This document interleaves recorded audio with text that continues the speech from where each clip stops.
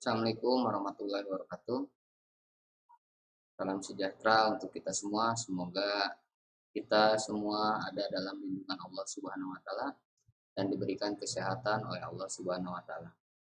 Tetap semangat dan lanjutkan pembelajaran kita dengan semangat yang ikhlas. Baiklah, pada pembelajaran kali ini, dalam pelajaran IPA, kita akan membahas tentang sistem pernapasan pada manusia. Di mana sistem pernapasan pada manusia ini ada beberapa proses yang harus kalian ketahui. Apa itu pernapasan?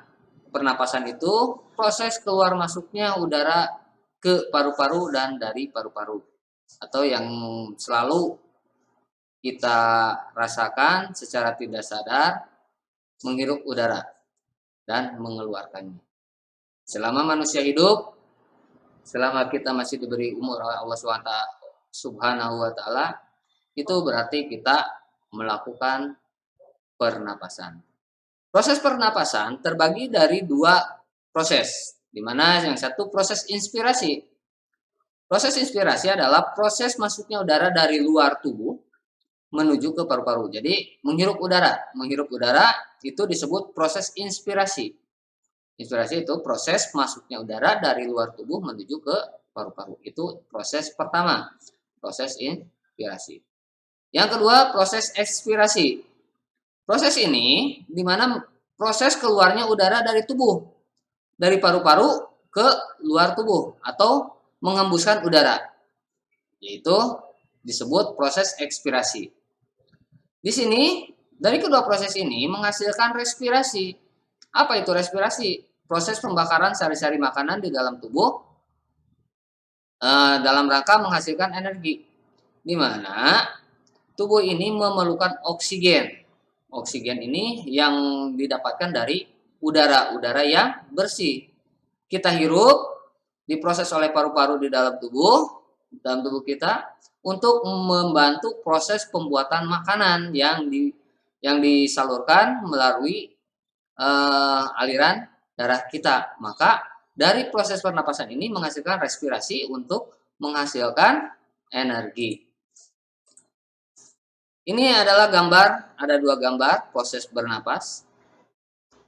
Gambar pertama adalah diafragma berkontraksi atau bergerak ke bawah, di mana diafragma ini saat melakukan menghirup udara masuk dari hidung, dihirup, maka rongga dada ini akan menjadi besar, mengembang.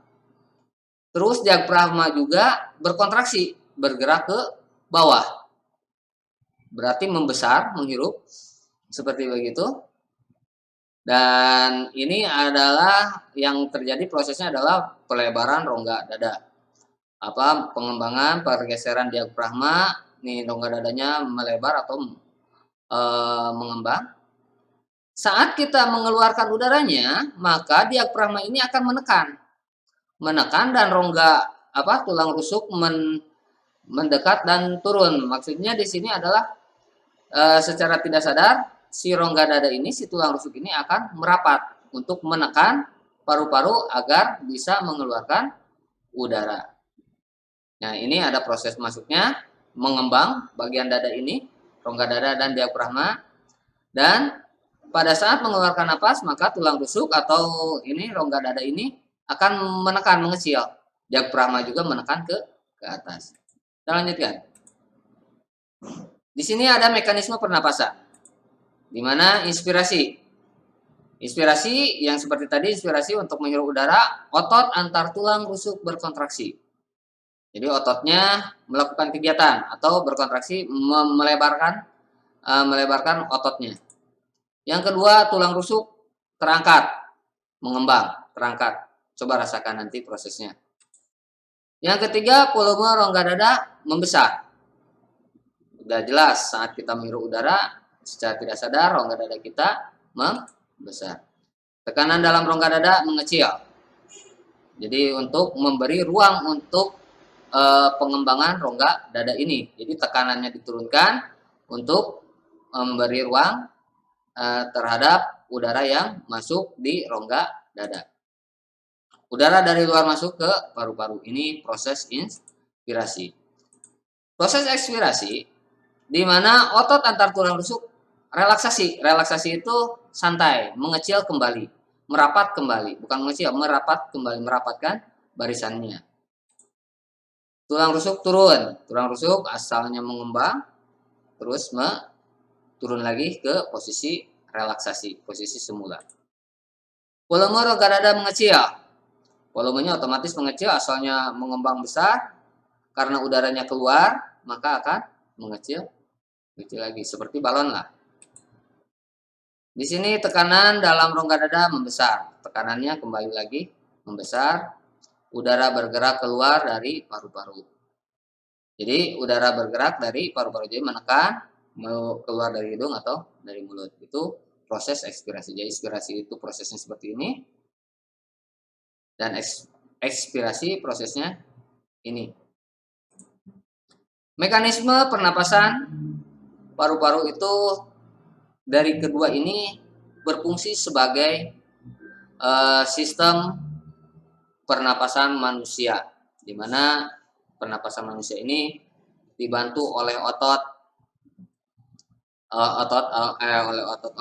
dengan saraf otonom, di mana saraf otonom ini disebut juga saraf tidak sadar. Walaupun kita sedang tidur, si saraf ini akan memerintah otot tersebut untuk melakukan kegiatannya, di mana melakukan inspirasi dan ekspirasi.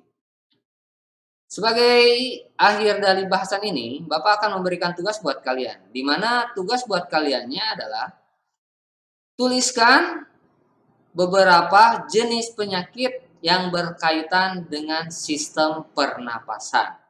Sekali lagi, tuliskan beberapa jenis penyakit yang berkaitan dengan sistem pernapasan, dan berilah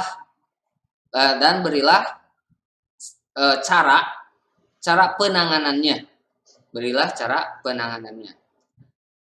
Cukup itu saja tugas dari Bapak. Semoga kalian bisa memahami dan pertemuan kali ini menjadi manfaat buat kita semua.